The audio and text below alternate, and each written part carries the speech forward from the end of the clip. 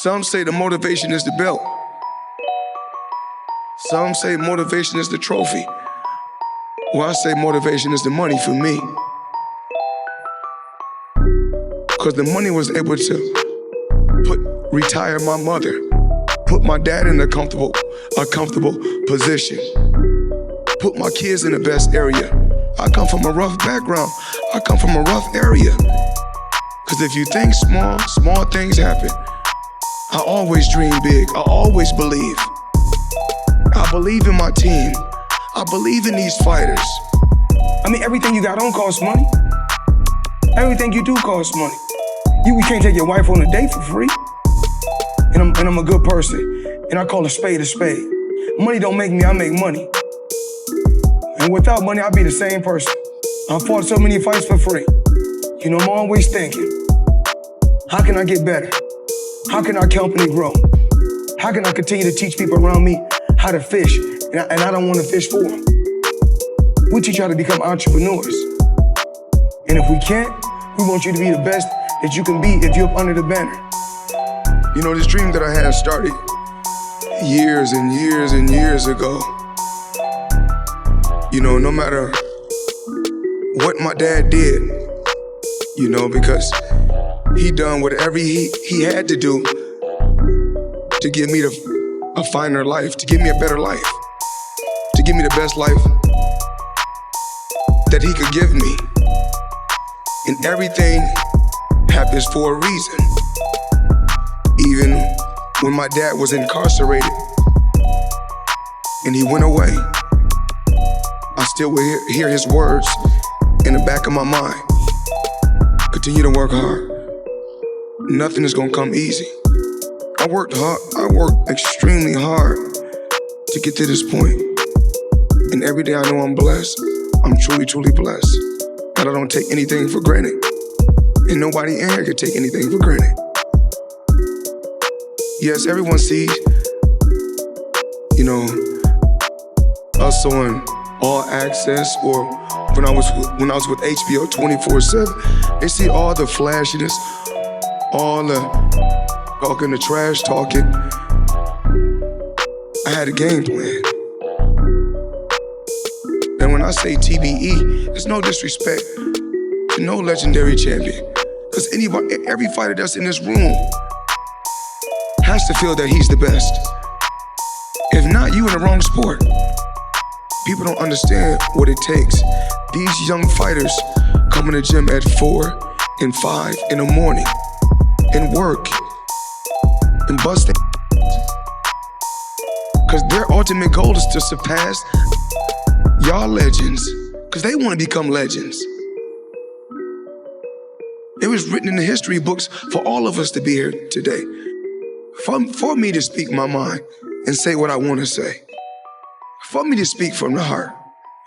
Every day, I would come home and watch every legendary champion. Every champion. Larry Holmes, Sugar Ray Leonard, Marvin Hagler, Mike Tyson, Roberto Duran, Michael Dokes, Eddie Mustafa Muhammad. I mean, this list goes on and on. And I always wanted to, you know, it wasn't one fighter I wanted to be like. Some days I wanted to fight like Leonard. Another day I want to fight like Hagler. But then I want to have a style like Tommy Hearns. But then I want to be a killer like Mike Tyson. And then when I took all those different champions, Chavez and Roberto Duran and all these different champions and all these different guys, I said I'm gonna take a little bit from every one of them and put it all in one box and shake it up and see what we come up with. And being a champion, I think that even though I transcended and changed the sport of boxing, but being a champion is not just receiving a lot of money or receiving a belt, because I did it thousands of times for free before I got to this point. I didn't just want to be a fighter. I wanted to learn the business so I could have my own business, so I could have my stable of fighters. We give back, but we don't look to the media to get praised. As long as God know we doing a good deed, because when I go do deeds and I don't glorify it to everyone else, I get blessed when I get in that square circle. That's why I keep winning. And that's what I have to tell every fighter. All you champions, cause you don't have to have a belt to be a champion in my eyes. To get something, you have to sacrifice something. And what I did, I put everything aside my whole life. Boxing has always been first.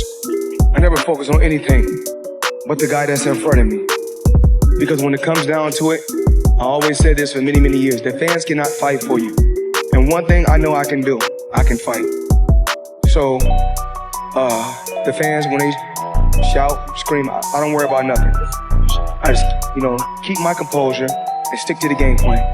Constantly keep coming ahead, pushing him back. When he first come out for the first 20 seconds of the round, when he go back to his corner and he sit down, I said when he come out, he gonna come out for 30 seconds and fight hard, and then he gonna break. And once he break, that's when I'm gonna shoot a hard shot to the body, hit him with a hard shot up top, and keep pushing him back. Remember, I told you guys, weight doesn't win fights. Fighting wins fights. And then, when I said talking doesn't win fights, fighting wins fights. Meaning that when we was on when we was on stage for the weigh-in, I don't have to do no more talking. We fighting tomorrow, so I did enough talking on our tour, basically. So everybody said, "Oh, Mayweather, you was talking on the tour." Okay, I did a lot of talking on tour, but now it's time to fight. And life is priceless, and your health is your wealth. So a lot of times they say, "Floyd, once you stick around boxing, you can make this and you can make that, you can make this." 2 years off, I could have made a ton of money.